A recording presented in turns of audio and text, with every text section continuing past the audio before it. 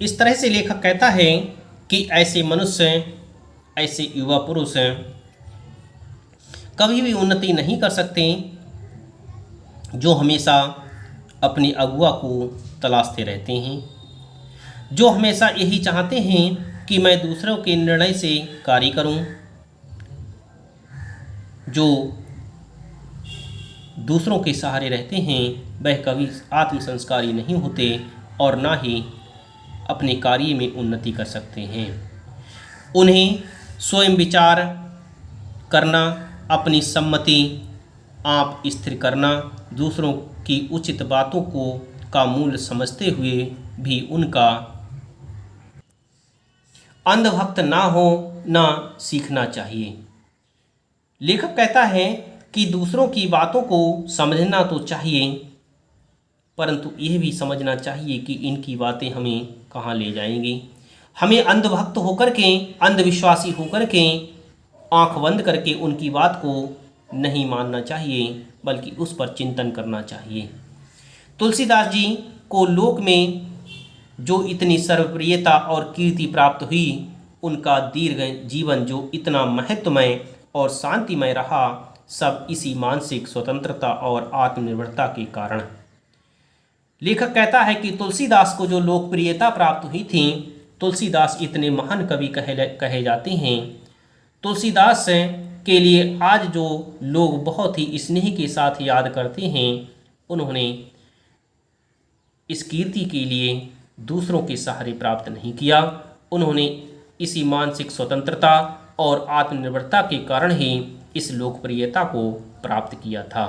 यदि वह भी दूसरों पर निर्भर रहते तो कभी भी इतनी उन्नति के लिए प्राप्त नहीं कर पाते।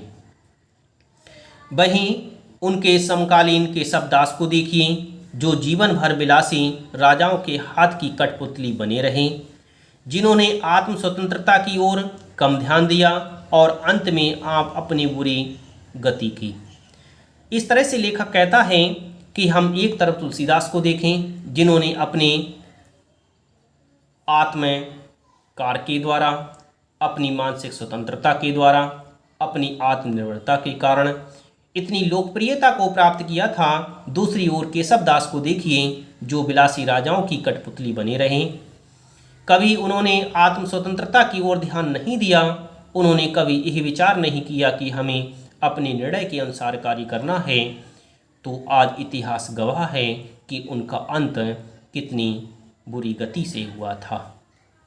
एक इतिहासकार कहता है, प्रत्येक मनुष्य का भाग्य उसके हाथ में है। प्रत्येक मनुष्य अपना जीवन निर्वाह श्रेष्ठ रीति से कर सकता है। यही मैंने किया है और यदि अवसर मिले तो यही करूं। इतिहासकार का मानना है कि प्रत्येक मनुष्य अपने भाग्य को स्वयं बना सकता है। हमें कभी भी भाग्य को नहीं कोसना चाहिए, क्योंकि भाग्य को हम स्वयं बनाने वाले होते हैं। हम अपने कर्म के द्वारा अपने भाग्य को बना सकते हैं। अपने कर्म से अपने भाग्य को अच्छा कर सकते हैं।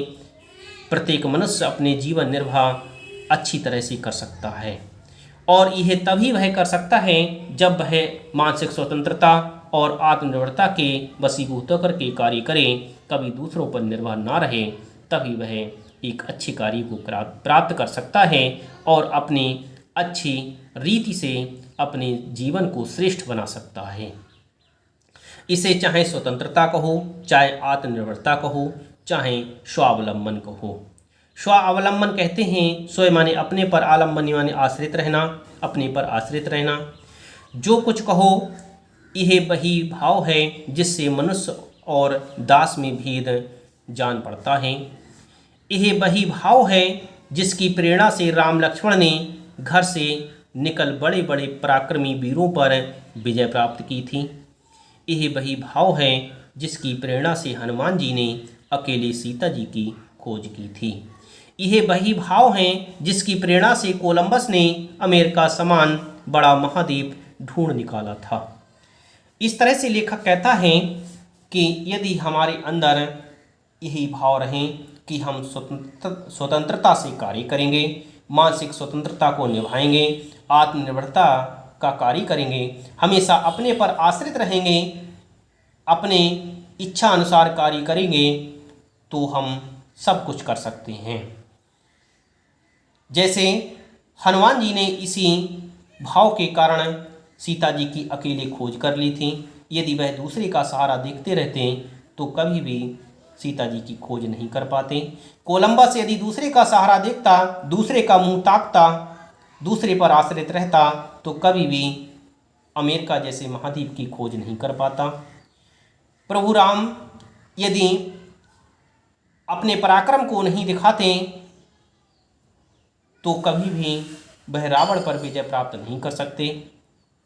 इस तरह से इन सभी उदाहरणों के माध्यम से लेखक यही समझाने का प्रयास कर रहा है कि प्रत्येक मनुष्य को स्वतंत्रता और आत्मनिर्भरता के साथ कार्य करना चाहिए, अपने पर आश्रित रहकर के कार्य करना चाहिए, कभी दूसरों का मुंह नहीं ताकना चाहिए, कभी दूसरों पर निर्भर नहीं रहना चाहिए, क्योंकि जो मनुष्य दूसरों पर निर्भर रहता है वह कभी भी कुछ नहीं कर सकता, कभी भी उन्नति नहीं कर सकता।